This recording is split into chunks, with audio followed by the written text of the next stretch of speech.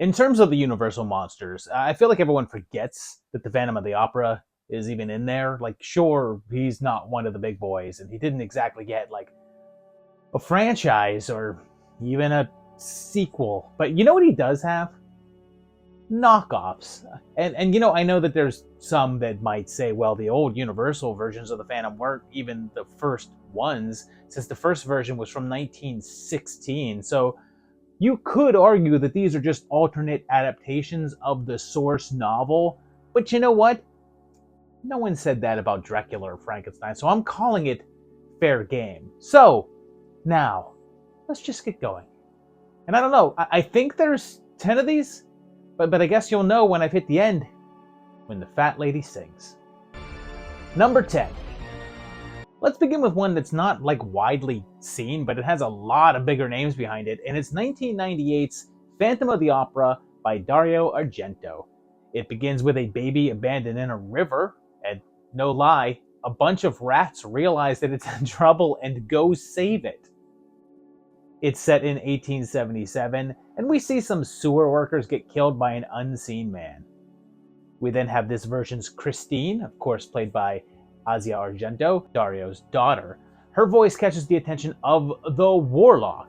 And I guess we're not going with the whole deformed face thing here. Like, you look like freaking Julian Sands, man. There's no need to be all sneaky. He seems to be able to speak to her telepathically, and I guess he also has telekinetic powers, and thinks that he's a rat and protects his territory. And I guess he has visions like this?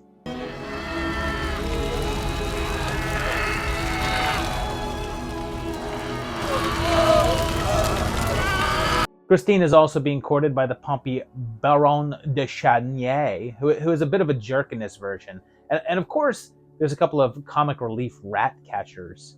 And if you're wondering if Dario managed to include a saucy sex scene featuring his own daughter, the answer is of course! And this came out at a time that the musical version of Phantom was still extremely popular, and the public perception of the tale was one of gothic romance. And along comes Argento and is just like, hey, let's gross this up a bit.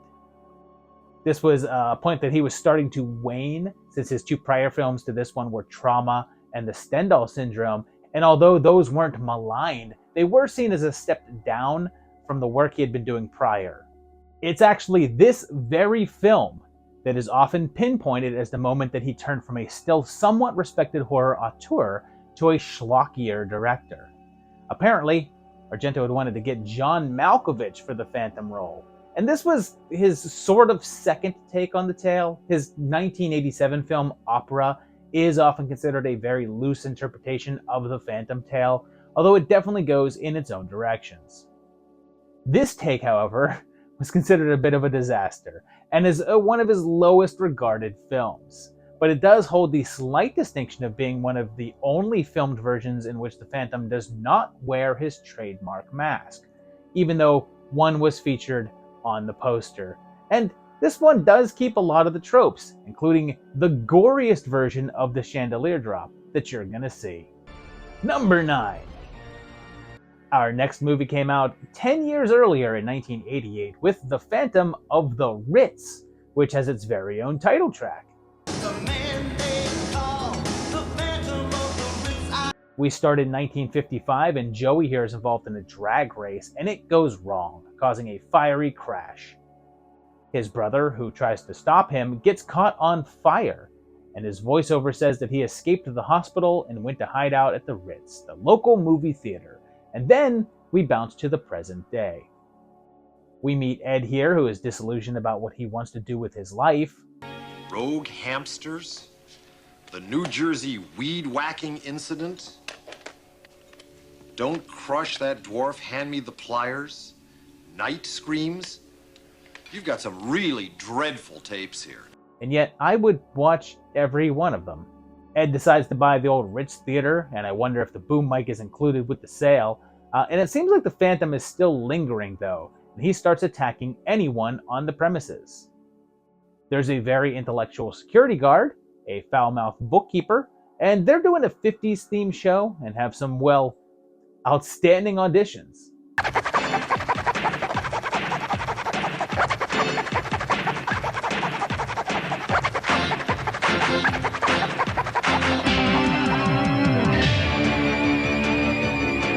And tensions start to rise as Ed's obsession with the theater starts to take its toll on his relationship. Eventually, they still have the big show. I give you the 50! Come on, baby, let me get that roll. Come on, baby, let me thrill your soul. What did they think 50s music sounded like? And for that, I guess I would have to ask Alan Plone, since he's the director here, and his filmography is weird. Right before this, he did the horror flick Night Screams, and then this one, but then did a documentary about stunt work, then an action flick, and then several concert films for Earth, Wind, and Fire. He seems still sort of active, but his most recent work looks to be a commercial of some sorts. And for information about going to get franchises of wineries, this one is clearly based on the Fanthom, even if the stories are pretty different, but it's based enough that they actually credit Gaston Leroux as the co-writer. It's funny because the Fanthom stuff is almost a subplot, and the vast majority of the runtime involves the efforts to open up the theater and the quirky characters. And that stuff is entertaining enough, even if you're like, come on, let's get it going. And it's funny because this is partially billed as a musical, and there are a couple of musical numbers featured, mostly from the bands playing the big show, including an appearance by the Coasters. Don't you give me no dirty looks. Your father's hippie knows what truth. They do finally get to the Fanthom stuff in the final 15 minutes or so, and he does have a mask, and I think it's Nixon, but he's properly scarred, and his obsession with Nancy just comes out of nowhere. And this has some pretty awful reviews, but I thought it was pretty fun for what it was. I mean, I don't know. Maybe because I watched it right after Argento's version. Number 8. This next number goes back to Italy, and now we're going to take a peek at 1987's Phantom of Death, which begins with Logan not running, but instead playing the piano.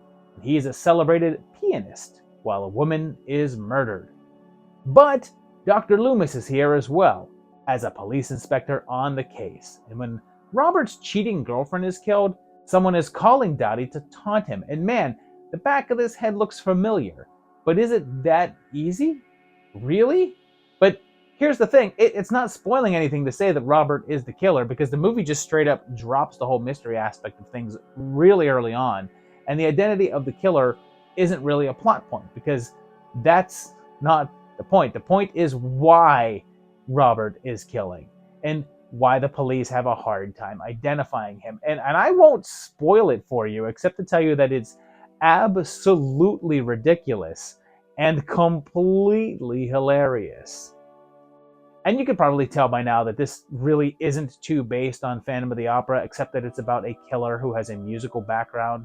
And I guess you could sort of call what's going on with him a sort of deformity, but it's pretty obvious that they were trying to draw some sort of parallel.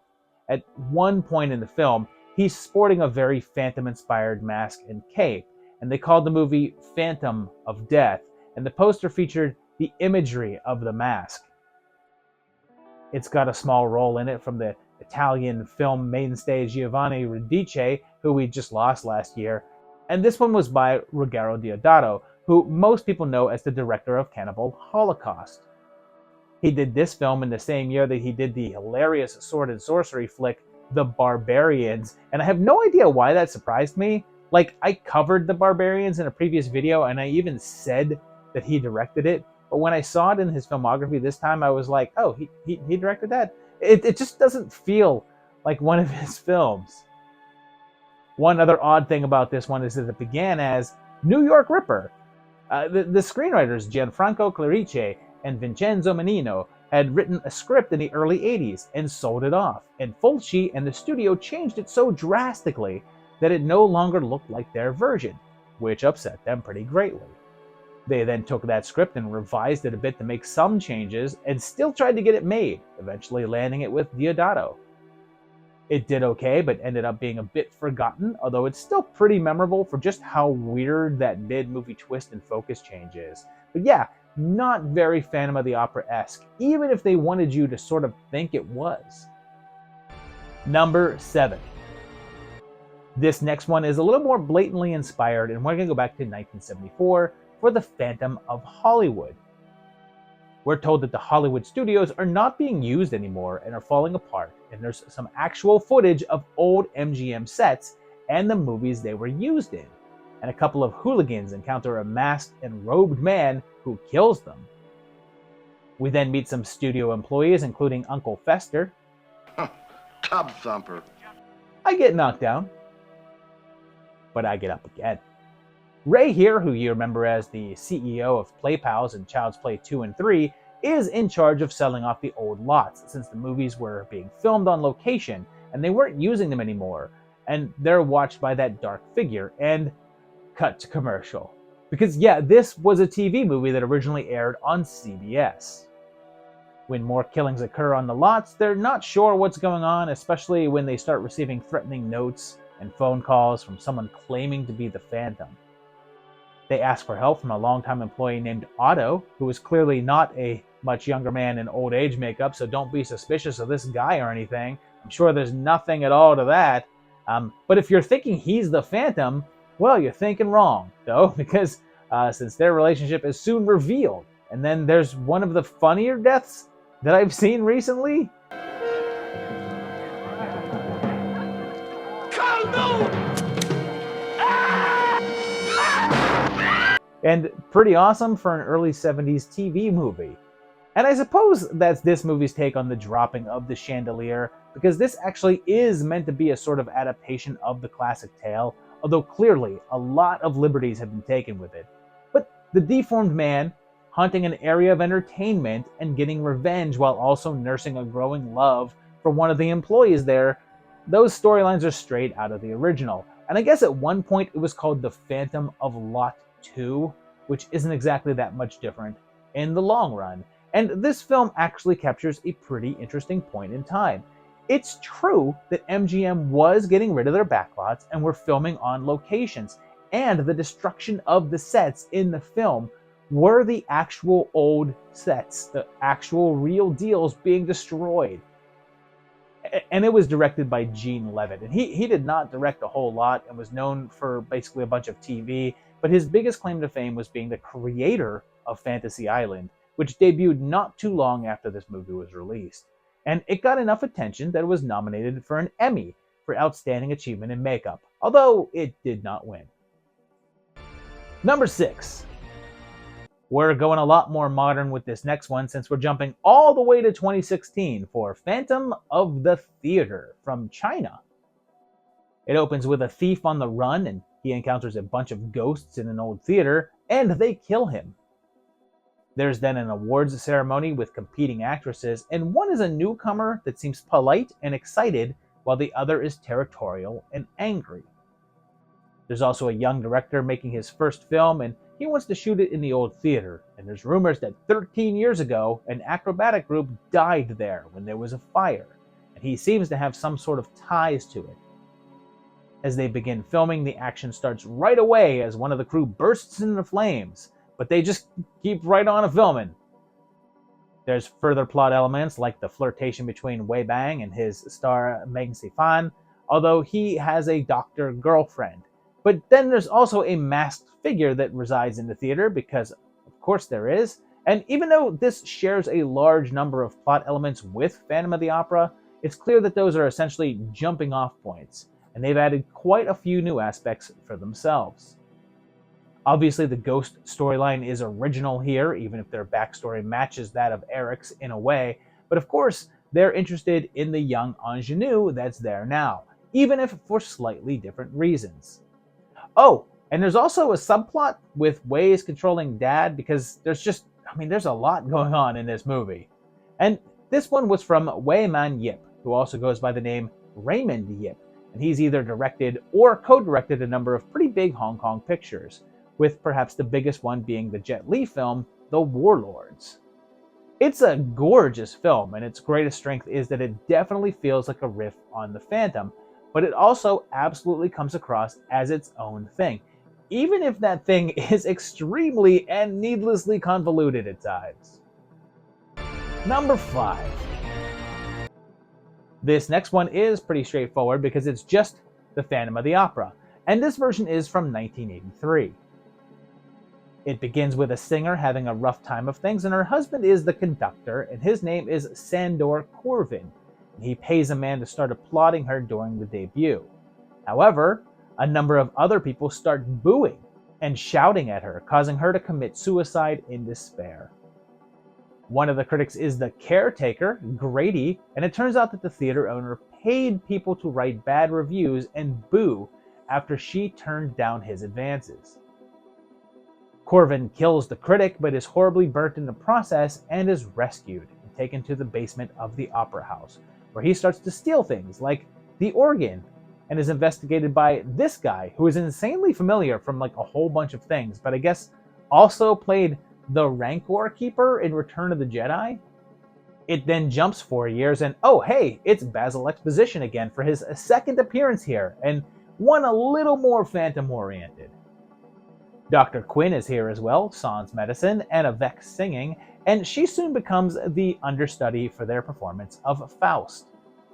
Like the classic tale, the Phantom hears her and takes a liking and begins to teach her and train her, and he's wearing a black outfit and hat and wears this full-face, silverish-looking mask. Of course, the standard love triangle ensues, but this has the extra element of Corvin seeking a direct revenge against the Baron as well, and of course, it has that entire added sort of origin story. And this one was also a TV movie, this one directed by Robert Markowitz, and he's another guy that mostly worked on the smaller screen, and out of 37 credits on IMDb on the director, only one of them doesn't say TV movie, TV series, or TV miniseries after it. As it gets closer to the finale, it meets out the old standards like the unmasking and face reveal, and of course a chandelier falling down. And I should point out that the special effects makeup design for the Phantom is credited to Stan Winston, and it's a pretty solid look. Number 4.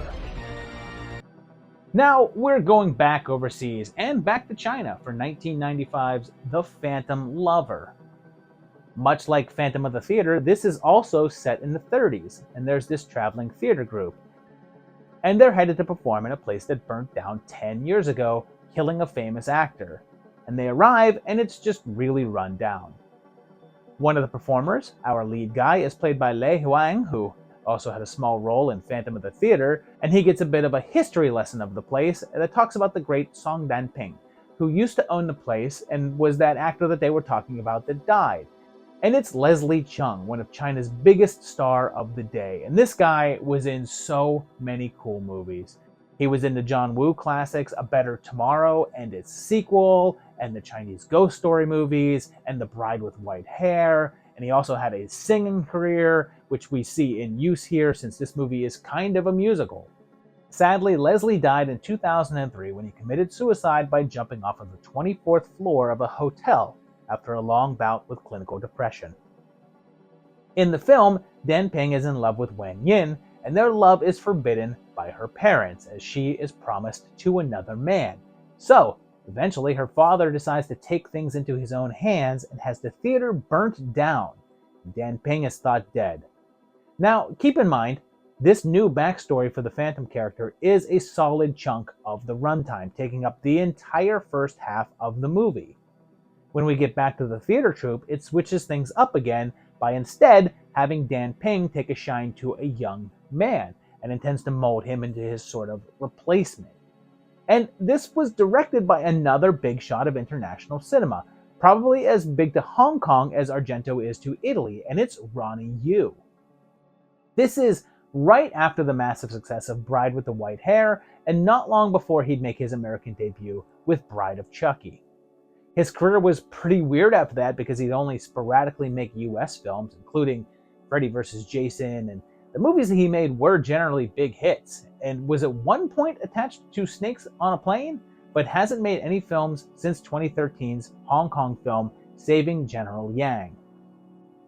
even though this one takes some pretty broad liberties with the original tale, it's still credited as a version of Fanthom, and even lists Gaston Leroux as a co-writer, and has the obligatory burnt face. But we're not getting any chandeliers here. Although at one point, a guy drops down from the ceiling? So does that count?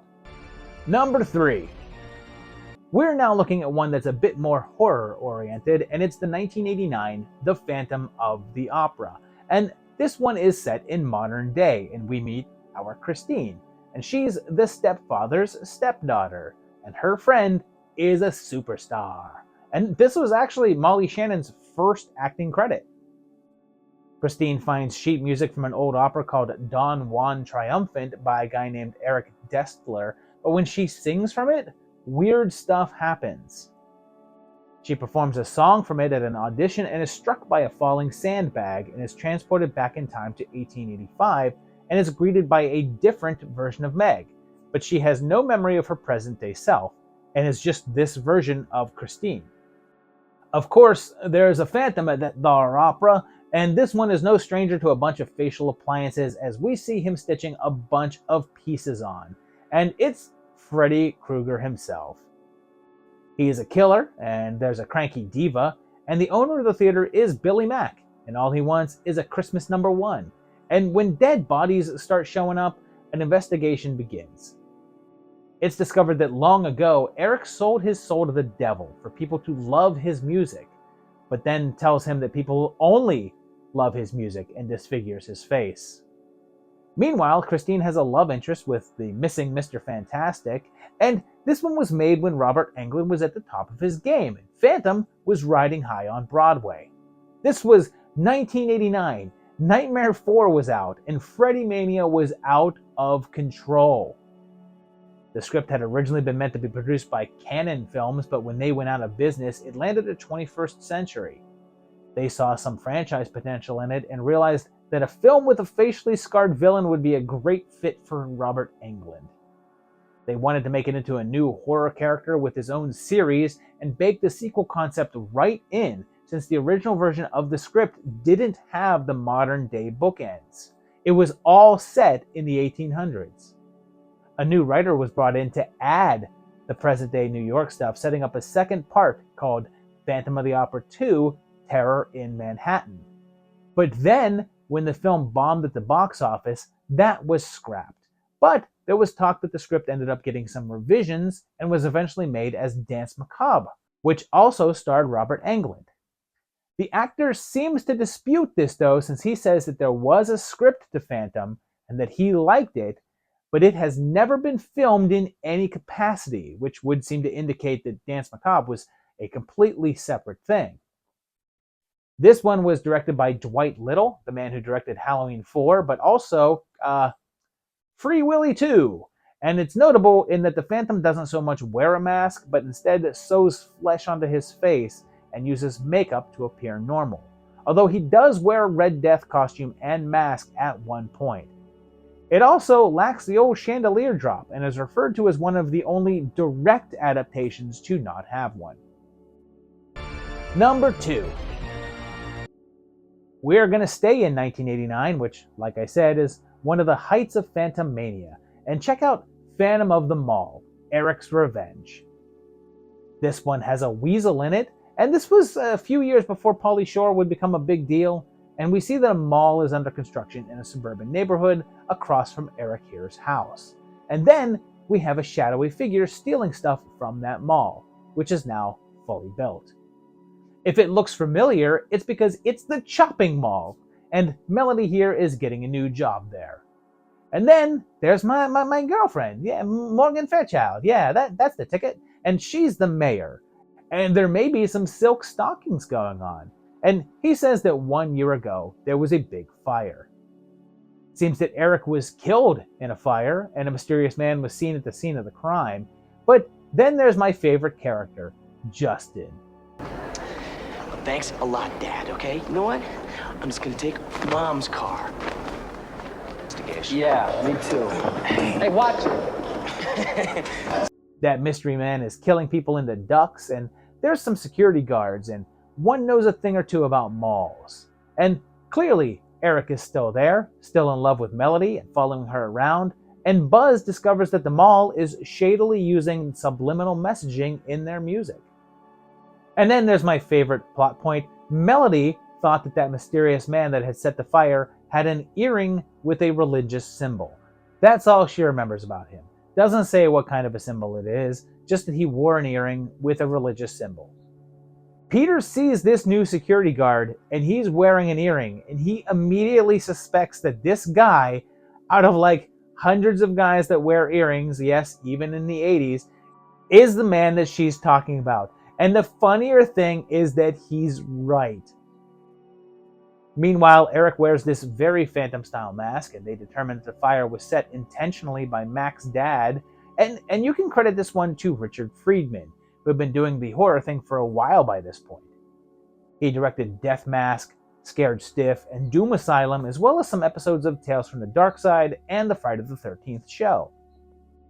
There's actually 4 different versions of this movie floating around out there, with a Blu-ray giving the theatrical version, the TV version with no violence or nudity, a composite cut, and something called the Subterranean cut, which uses some alternate shots and more gore. Number 1. Our final film on this roster is the wildest because we're ending on 1974's Phantom of the Paradise. It begins by telling us about a legendary musician named Swan who was looking to open a new concert hall called The Paradise. And we get a musical number by a band called the Juicy Fruits, sort of like doo-wop band. And along with his lackey Philbin, Swan is having trouble finding the right sound to open the Paradise with. He hears a piano song by Winslow Leach and loves it, but not so much Winslow. And his song is based on Faust, another sort of recurring theme in this list. They end up stealing his music and ghosting him, so he goes to his house to confront him, encountering Susie Bannion. And Swan himself is Paul Williams, who isn't really an actor and is more of a composer and is responsible for some big pop hits of the 70s. He frames Leach and gets him sent to prison, but he escapes and tries to sabotage the pressing of his stolen song, only to get his face disfigured in the process, and he's presumed dead. He survives, of course, and takes refuge at the Paradise, donning an outfit and mask, and sets up a bomb to kill the Juicy Fruits. But then things take a turn, since Winslow reveals himself to Swan, who offers him a chance to have his music produced the way that he wants, assisting him as his voice is destroyed from the accident. And it takes on a touch of Faust itself, making a deal with a sort of devil for his success, and even inks a contract in blood. They cast Phoenix for the lead vocals, but just to be petty, Swan instead gives the gig to Bud the Chud. And if you're wondering why this looks like it's just sort of pasted on here, it's because it is.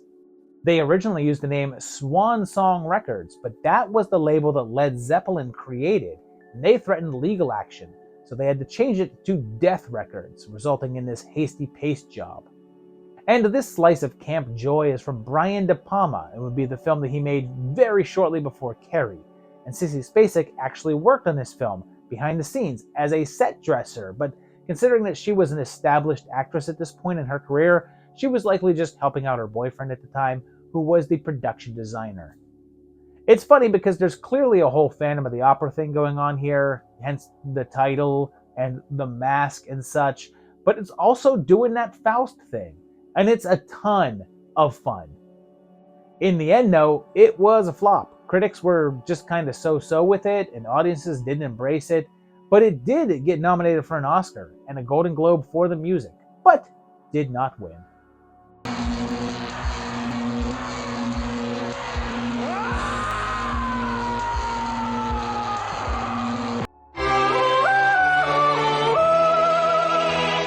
So there you have it. I guess it's over.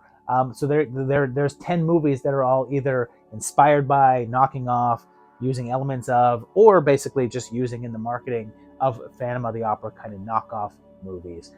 I enjoyed pretty much all of these. There really wasn't many in here that I did not at least have some fun watching. There's a couple of them that were a little on the duller side, but for the most part, there was some good stuff in all of these. Let me know which of them you've seen, or let me know if there's any you'd like to see, and let me know if there's any other Phantom of the Opera knockoffs that you are aware of. Put that in the comments down below. And if you like this video, hit that like button. If you enjoy what you see on this channel, hit the subscribe button. And if you think about it, go to my Patreon page at patreon.com/movietimelines and you can help support this channel and keep it going. Otherwise, just keep on coming back here and watching these videos. I appreciate that as well. And we'll see you very shortly for another great one. Thanks, guys. Bye-bye.